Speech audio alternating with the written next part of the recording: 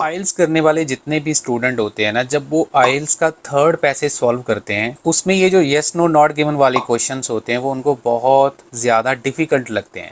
लेकिन वही क्वेश्चन अगर वो फर्स्ट पैसेज में करने जा रहे हैं तो जब उनको ट्रू फॉल्स आते हैं तो वो बहुत ज़्यादा उनको ईजी लगने लग जाते हैं। तो आखिरकार ऐसा क्यों होता है और इसका कोई सोल्यूशन है जिसका हम यूज़ करके थर्ड पैसेज को भी फर्स्ट पैसेज की तरह बना सकते हैं? तो इसका आंसर है यस। बहुत नज़दीक आपका एग्जाम है तो आपके लिए ये वीडियो बहुत ही ज़्यादा इंपॉर्टेंट है, मिस मत करना। शुरू से लेकर एंड तक वीडियो को देखना, चैनल को सब्सक्राइब करके वीडियो को लाइक करके प्यारा सा कमेंट आपको इसमें छोड़ देना है। तो आइए हम सीधा थर्ड पैसेज वाले क्वेश्चन से ही स्टार्ट करते हैं। देखो स्टूडेंट्स, मैं बताना चाहूंगा ये जो थर्ड पैसेज वाले क्वेश्चंस होते हैं, यस नो नॉट गिवन वाले या ट्रू फॉल्स वाले, ये हमें मुश्किल इसलिए लगते हैं क्योंकि सबसे पहले इसमें हमारी पैसेज के साथ ज्यादा मैचिंग नहीं हो पाती। जैसे 37 नंबर क्वेश्चन को ही हम रीड करते हैं, इसने क्या लिखा है, ह्यूमन बींग्स लिखा है, might have achieved their position, उसके बाद लिखा है विदाउट लैंग्वेज। तो थर्ड पैसेज वाले जो यस नो नॉट गिवन वाले क्वेश्चंस होते हैं उसमें ज्यादा मैचिंग नहीं होती है। अब ये हो सकता है आपको ह्यूमन बींग शायद वहां पे मिल जाए, शायद ना मिले, ये बीच वाला पार्ट शायद बीच में ना मिले, और कहीं ना कहीं आपको थोड़ा बहुत ये लैंग्वेज वाला पार्ट मिल जाए। तो स्टूडेंट का सबसे बड़ा कंसर्न क्या होता है कि वो सारे क्वेश्चंस को मैच करने की कोशिश करते हैं, क्योंकि उन्होंने कहीं ना कहीं पढ़ा होता है कि अगर हाफ इन्फॉर्मेशन मिल रही है तो फॉल्स है, आधी से कम इन्फॉर्मेशन मिल रही है तो नॉट गिवन है। ऐसा उन्होंने कुछ स्ट्रैटेजीज पढ़ी होती हैं जो कि बिल्कुल भी बेसलेस होती हैं। लेकिन स्टूडेंट्स, आपका जो ट्रू फॉल्स होते हैं वो बिल्कुल एक स्पेसिफिक लैंग्वेज होती है, उस लैंग्वेज से ही वो डिसाइड होते हैं। वो लैंग्वेज जिस दिन आपको डिसाइड करनी आ गई तो आपको आंसर मिलने स्टार्ट हो जाएंगे। तो अगर हम इस क्वेश्चन की ही बात करें तो इसका मीनिंग ये बनता है कि ह्यूमन बींग्स ने जो प्रेजेंट पोजीशन अचीव किया है उन्होंने बिना लैंग्वेज के ही कर लिया था। मतलब वो जिस भी पोजीशन पर पहुंचे थे उस टाइम पे उसमें लैंग्वेज का कोई रोल नहीं था, लैंग्वेज के बिना ही उन्होंने सब कुछ अचीव कर लिया था। तो सारी का सारा आंसर ये जो विदाउट वाला पार्ट है कि बिना लैंग्वेज के कर लिया था या लैंग्वेज का कोई इंपॉर्टेंट रोल था, इसके ऊपर होने वाला है। बाकी बीच वाला पार्ट आपको मिल रहा है नहीं मिल रहा है उसके ऊपर आपका ज्यादा क्वेश्चन नहीं रहेगा। आइए पैसेज में जाकर इसको थोड़ा चेक करते। तो मैं पहुंच गया हूँ पैसेज में और आप लोग देख सकते हैं यहाँ पर ये वाला पैराग्राफ है जिसमें हमारा आंसर है। तो इसको मैं पढ़ना स्टार्ट करता हूँ। Of all mankind's manifold creations, language must take pride of place। अब ये पहले सेंटेंस में ही लैंग्वेज की इंपॉर्टेंस बता रहा है। सिंपल सी बात ये है कि लैंग्वेज को उसका बनता सत्कार मिलना चाहिए जितने भी इंसान ने क्रिएशंस करी हैं। आगे उसने लिखा अदर इन्वेंशंस, उसके बाद यहाँ पर देखो सारी वो दूसरी जो इन्वेंशंस है उसका नाम लिखा है। ये मेरे लिए इंपॉर्टेंट पार्ट नहीं है। तो other inventions might have transformed our material existence, इसका मतलब ये बनता है कि जो दूसरी इन्वेंशंस हैं उन्होंने जो मटेरियल एग्जिस्टेंस है उसको बढ़ाया है, उसको ट्रांसफॉर्म किया है। लेकिन बट यहाँ पर ये डिस्कोर्स मार्कर आ गया। जो लैंग्वेज है इसने क्या किया, language is what made us human. कह रहा है लैंग्वेज एक ऐसी चीज है जिसने हमें असल में इंसान बनाया है। बाकी चीजों ने मटेरियल एग्जिस्टेंस दी है लेकिन लैंग्वेज ने हमें इंसान बनाया है। आगे लिखता है compare to language all other inventions pale in significance. Pale का मतलब होता है कोई चीज फीकी पड़ना। तो लैंग्वेज के कंपैरेटिवली बाकी जितनी भी इन्वेंशंस है वो सारी फीकी पड़ जाती हैं। क्यों फीकी पड़ जाती हैं, आगे रीजन दिया हुआ है। Everything we have ever achieve depends on language and originates from it. मतलब जो भी हमने आज तक अचीव किया है वो लैंग्वेज के ऊपर डिपेंड करता है। सिंपल सा बात ये है। Without language we could never. आगे वो देखो कितना डिफिकल्ट लैंग्वेज यहाँ पे लिखी हुई है, ये आगे वाला जो पार्ट है। लेकिन हमारा आंसर वहां तक ही क्लियर हो गया। देखो सारा पैराग्राफ लैंग्वेज की इंपॉर्टेंस बता रहा है। तो इसका मतलब क्या है कि हर एक चीज जो है लैंग्वेज के ऊपर डिपेंड करती है, लेकिन ये क्वेश्चन बोल रहा है कि लैंग्वेज के बिना ही हमने सब कुछ जो है वो अचीव कर लिया है। तो उल्टा बात हो गई, यहाँ पर इसका आंसर जो है वो फॉल्स आ जाएगा। अब देखो स्टूडेंट्स, बात को थोड़ा सा ध्यान से समझना। ट्रू फॉल्स नॉट गिवन में एक तो आपकी प्रपोजिशन के ऊपर काफी सारे आंसर डिपेंड करते हैं, उसके बाद आपकी जो मेन वर्ब होती है वो बहुत ज्यादा इंपॉर्टेंट रोल प्ले करती है। उसी के साथ ट्रू फॉल्स नॉट गिवन में कुछ क्वेश्चन उन्होंने नंबर या डेटा के ऊपर बनाए होते हैं। अभी हम करेंगे इसका सारे का प्रैक्टिकल, मैं बताऊंगा आपको। और कुछ क्वेश्चन ऐसे होते हैं जिसमें उन्होंने वोकैबुलरी के ऊपर कुछ क्वेश्चंस डिजाइन किए होते हैं। ये सारे क्वेश्चन को बारी बारी करेंगे, बस आप वीडियो में बने रहिएगा। मेरी एक ही रिक्वेस्ट है, चैनल को जरूर सब्सक्राइब कर लीजिए, वीडियो को लाइक कर दीजिए। अगर आपने फर्स्ट टाइम हमारे चैनल पे विजिट किया है, शेयर जरूर कर दीजिएगा। तो नेक्स्ट क्वेश्चन को रीड करते हैं। देखो ये नाम लिखा हुआ है तो ये हमारे लिए इंपॉर्टेंट नहीं है, यहाँ पर ये वर्ड इंपॉर्टेंट है। ग्रामेरियंस ने क्या किया है, did justice to the nature of language. मतलब जो ग्रामर वगैरह लिखते हैं बंदे, उन्होंने लैंग्वेज के साथ जस्टिस किया है। ये वाला जो है यहाँ पे आपका मेन वर्ब है। तो जैसे मैंने आपको अभी बताया, बहुत सारे क्वेश्चंस ऐसे होते हैं जो मेन वर्ब के ऊपर डिपेंड होते हैं, जिसमें जैसे यहाँ पर ये एक प्रपोजिशन थी तो प्रपोजिशन के ऊपर आपका आंसर था, लेकिन यहाँ पर ये इसमें कोई प्रपोजिशन वाला पार्ट नहीं है। मेन वर्ब आपका हमेशा ट्रू फॉल्स नॉट गिवन में इंपॉर्टेंट रोल प्ले करता ही रहेगा। तो उन्होंने क्या लैंग्वेज के साथ जस्टिस किया था या नहीं किया था, इसके ऊपर हमारा आंसर है, लेकिन ये देखने को बहुत आसान लग रहा है। अब क्योंकि ये थर्ड पैराग्राफ है तो हो सकता है वो जस्टिस को किस तरीके से लिखता है वो हमारे लिए बहुत ज्यादा इंपॉर्टेंट है। आइए हम जरा इसको पैसेज में देखते हैं। तो ये यहाँ पर ग्रामेरियंस हमें दिखाई दे रहे हैं, ये वहां पे जो क्वेश्चन में नाम लिखा हुआ था। अब यहाँ पर हमसे क्या गलती होगी मैं आपको बताता हूँ। आपका टाइम क्यों वेस्ट होगा, जहाँ आपको आंसर क्यों नहीं मिलेगा, जहाँ आपकी मैचिंग क्यों नहीं होगी। ये देखिए, ये सेंटेंस यहाँ से स्टार्ट हो रहा है, this is how in 1660 the renowned French grammarian of this. देखो ये कितने सारे नाम लिखे हैं हमारे लिए, ये कुछ ज्यादा इंपॉर्टेंट नहीं है। क्यों इंपॉर्टेंट नहीं है? क्योंकि हमारा जो मेन है वो बस ये है कि ग्रामेरियंस ने क्या किया था, उसके बाद हमें वर्ब चाहिए कि उन्होंने एक्शन क्या लिया है। तो स्टूडेंट क्या करेंगे, जैसे ग्रामेरियंस के बाद जैसे ये पॉट, रॉयल, इसको पढ़ते रहेंगे, फिर उसके बाद ये देखो ये भी पढ़ेंगे, वो उसका भी मीनिंग फाइंड आउट करने की कोशिश करेंगे, जबकि इसका कोई मीनिंग ही नहीं है। क्योंकि आप थोड़ा सा ध्यान से देखेंगे तो ये वी जो है ये कैपिटल में लिखा हुआ है, इसका मतलब ये कोई नाम है। तो ये इंपॉर्टेंट नहीं है हमारे लिए। क्या इंपॉर्टेंट है, मैं बार बार आपको बोल रहा हूँ, हमारे लिए इंपॉर्टेंट है मेन वर्ब। मेन वर्ब कहाँ पे लिखा हुआ है, ये वाला जो पार्ट है, distilled the essence of language.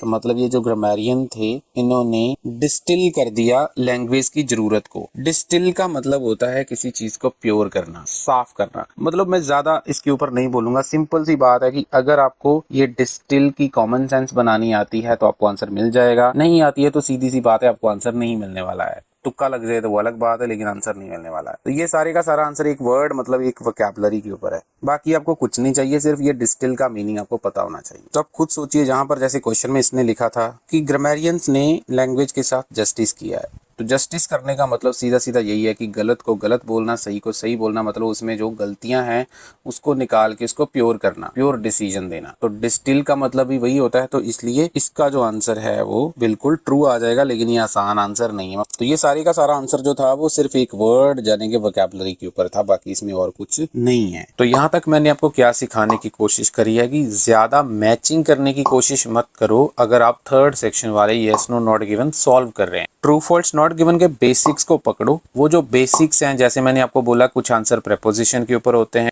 कुछ आंसर मेन वर्ब के ऊपर होते हैं, किसी में नंबर या डेटा का चक्कर होता है, और किसी आंसर में सिर्फ और सिर्फ एक वोकैबुलरी का एक या दो वर्ड ऐसे होते हैं जिसके ऊपर आपका आंसर फाइनलाइज होता है। तो आइए अब हम देखते हैं जो फर्स्ट पैसेज वाले क्वेश्चंस होते हैं उसमें उल्टा होता है, उसमें बहुत ज्यादा मैचिंग होती है, इसलिए हमें वो आंसर काफी आसान लगने लग जाते हैं। आइए हम चलते हैं और इसका प्रैक्टिकल देखते हैं। तो सबसे पहले हम क्वेश्चंस को रीड करते हैं। इसने लिखा, in 1887 Ashley had the fastest bottle producing machine that existed at that time. Question की डिमांड को समझते हैं। उसने लिखा है एशले ने ये वाला जो टाइम पीरियड था उसमें सबसे ज्यादा फास्ट बोतल बनाने वाली मशीन बना दी थी। इस क्वेश्चन में दोबारा से जैसे मैंने आपको बोला था स्टूडेंट्स कि स्पेसिफिक लैंग्वेज के ऊपर आपके आंसर्स बहुत ज्यादा होते हैं ट्रू फॉल्स नॉट गिवन वाले क्वेश्चन टाइप में। तो इसमें सारे का सारा आंसर सिर्फ इस पर्टिकुलर लैंग्वेज के ऊपर है। ये जो वर्ड है ना फास्टेस्ट, एग्जामिनर एक्चुअल में यही चाहता है कि क्या आपको फास्टेस्ट का मीनिंग पता है या नहीं। तो इसको अगर हम ट्रांसलेट करें तो इसका मीनिंग क्या बनता है कि एशले ने इस टाइम में सबसे ज्यादा, जितने भी उस टाइम पे मशीन मौजूद होंगी उन सब में से ज्यादा फास्ट थी मशीन जो इसने बोतल बनाने के लिए प्रोड्यूस करी थी। तो क्या इसकी मशीन सबसे ज्यादा फास्ट थी या फिर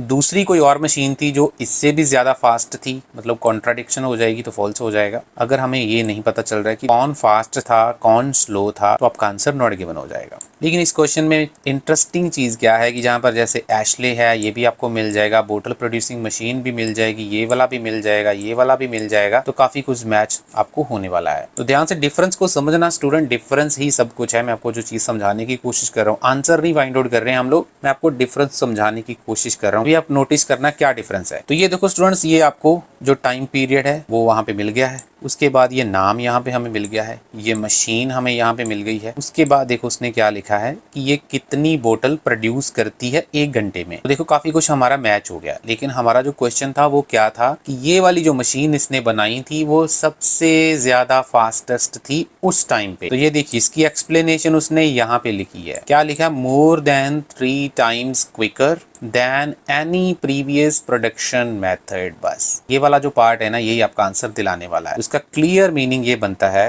कि जो इसने मशीन जो बनाई थी वो उस टाइम पे जितने भी पुरानी मशीन चल रही थी उन सारी मशीन से 3 गुना फास्ट थी।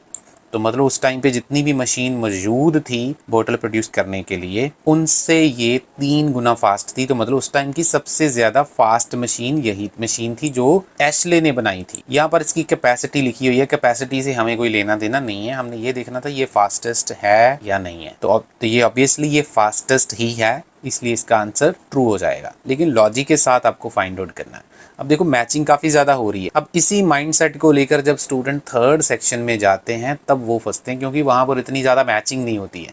लेकिन आपका बेसिक स्ट्रॉन्ग होना चाहिए, जैसे मैंने स्टार्टिंग में बोला बेसिक स्ट्रॉन्ग है तो आप उसी चीज़ को ही पकड़ोगे जिस चीज़ के ऊपर आपका आंसर डिसाइड होने वाला है। ये डिसाइड होने वाला पार्ट जो था वो ये एक एडजेक्टिव की डिग्री थी थर्ड वाली, उसके ऊपर आंसर था, तो वो हमने फाइंड आउट कर लिया, आपका आंसर ट्रू हो जाए। और किसी भी स्टूडेंट को ऑनलाइन क्लासेस चाहिए एकेडमिक की या जीटी की, आप लोग रीडिंग को बहुत ज्यादा डिटेल में समझना चाहते हैं तो आप हमारे साथ कांटेक्ट कर सकते हैं, नंबर आपको स्क्रीन के ऊपर दिख रहा है। इसके अलावा रीडिंग की ये सारी स्किल्स और उसके साथ साथ दूसरे मॉड्यूल की सारी स्किल्स हमने अपने क्रैश कोर्स में भी कवर कर रखी हैं। चाहे एकेडमिक का पेपर है, जनरल का पेपर है, तो आप लोग हमारा ये 8 घंटे का क्रैश कोर्स बाय कर सकते हैं, जिसमें आपको ये सारे फीचर्स मिलने वाले हैं जो आपको स्क्रीन के ऊपर दिख रहे हैं। 8 घंटे की वीडियो में मैंने टिप्स और स्ट्रेटजी सारे मॉड्यूल को तो कवर कर ही रखे हैं, लेकिन उसके साथ साथ आपको रियल एग्जाम की जो प्रेडिक्शन है चारों के चारों मॉड्यूल की, जो आपको स्क्रीन के ऊपर भी दिख रही है, सारा कुछ आपको जो है मिल जाएगा। अगर आपका एग्जाम पेपर बेस्ड वाला है तो उसका प्राइस 1999 रहेगा, और अगर आपका एग्जाम कंप्यूटर बेस्ड है तो आपको 3000 इसके चार्जेस पे करने पड़ेंगे। नंबर आपको स्क्रीन के ऊपर दिख रहा है, हमारे साथ कॉन्टेक्ट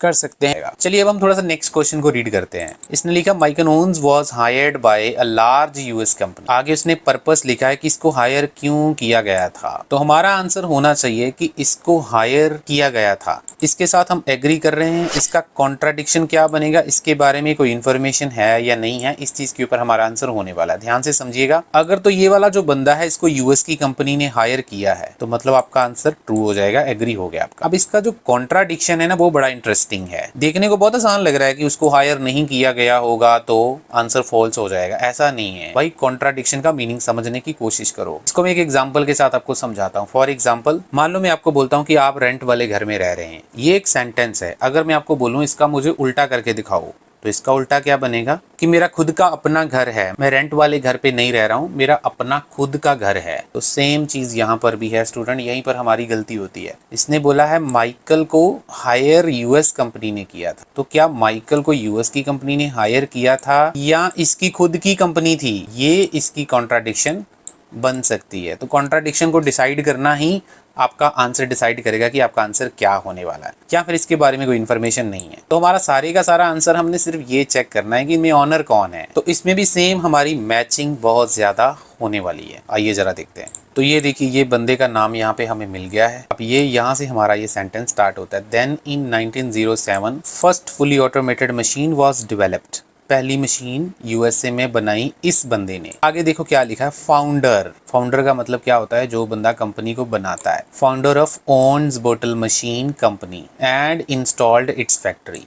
बस यहाँ पर ही हमारा आंसर आ जाएगा। अब देखो जो मैं आपको लॉजिक समझाने की कोशिश कर रहा हूँ, ये जो बंदा है माइकल ओन्स, इसको किसी ने हायर नहीं किया है, ये खुद उस कंपनी का मालिक था। यूएस वाली जो कंपनी थी बोतल बनाने वाली, जो फर्स्ट ऑटोमेटेड मशीन जिस कंपनी ने बनाई थी उसका ये फाउंडर था, मालिक था। अगर आप इसको जाके यहाँ पे चेक करने की कोशिश करेंगे तो आपको लगेगा यार इसको हायर करना या ना करने की कोई बात नहीं हुई है, तो ये आंसर नॉट गिवन होना चाहिए। लेकिन मैंने आपको पहले ही क्लियर कर दिया कि आपको कॉन्ट्राडिक्शन के ऊपर दिमाग लगाना है कि क्या कॉन्ट्राडिक्शन हो सकती है। तो ये कॉन्ट्राडिक्शन को समझना ही बहुत बड़ी अचीवमेंट है। ये लैंग्वेज आपको कितनी समझ में आ रही है, इसका कॉन्ट्राडिक्शन आप बना पा रहे हो नहीं बना पा रहे हो, उस चीज़ के ऊपर आपका सारे का सारा आंसर होने वाला है। तो ये सारे का सारा आंसर सिर्फ इस लैंग्वेज के ऊपर है कि आप इसको कितना समझ पा रहे हो, इसका कॉन्ट्राडिक्शन कितना बना पा रहे हो। तो क्लियरली इसका आंसर जो है फॉल्स हो जाएगा। होपफुली स्टूडेंट्स यहाँ तक आपको काफ़ी कुछ क्लियर डिफरेंस समझ में आया होगा, क्या डिफरेंस रहता है। इससे बेटर एक्सप्लेनेशन नहीं हो सकती है। मैंने अपनी तरफ से बेस्ट जोर लगाया आपको समझाने के लिए। और किसी भी स्टूडेंट को ऑनलाइन क्लासेस चाहिए एकेडमिक की या जीटी की, आप लोग रीडिंग को बहुत ज्यादा डिटेल में समझना चाहते हैं, तो आप हमारे साथ कांटेक्ट कर सकते हैं। नंबर आपको स्क्रीन के ऊपर दिख रहा है। इसके अलावा रीडिंग की ये सारी स्किल्स और उसके साथ साथ दूसरे मॉड्यूल की सारी स्किल्स हमने अपने क्रैश कोर्स में भी कवर कर रखी हैं। चाहे एकेडमिक का पेपर है, जनरल का पेपर है, तो आप लोग हमारा ये 8 घंटे का क्रैश कोर्स बाय कर सकते हैं, जिसमें आपको ये सारे फीचर्स मिलने वाले हैं जो आपको स्क्रीन के ऊपर दिख रहे हैं। 8 घंटे की वीडियो में मैंने टिप्स और स्ट्रेटजी सारे मॉड्यूल को तो कवर कर ही रखे हैं, लेकिन उसके साथ साथ आपको रियल एग्जाम की जो प्रेडिक्शन है चारों के चारों मॉड्यूल की, जो आपको स्क्रीन के ऊपर भी दिख रही है, सारा कुछ आपको जो है मिल जाएगा। अगर आपका एग्जाम पेपर बेस्ड वाला है तो उसका प्राइस 1999 रहेगा, और अगर आपका एग्जाम कंप्यूटर बेस्ड है तो आपको 3000 इसके चार्जेस पे करने पड़ेंगे। नंबर आपको स्क्रीन के ऊपर दिख रहा है, हमारे साथ कॉन्टेक्ट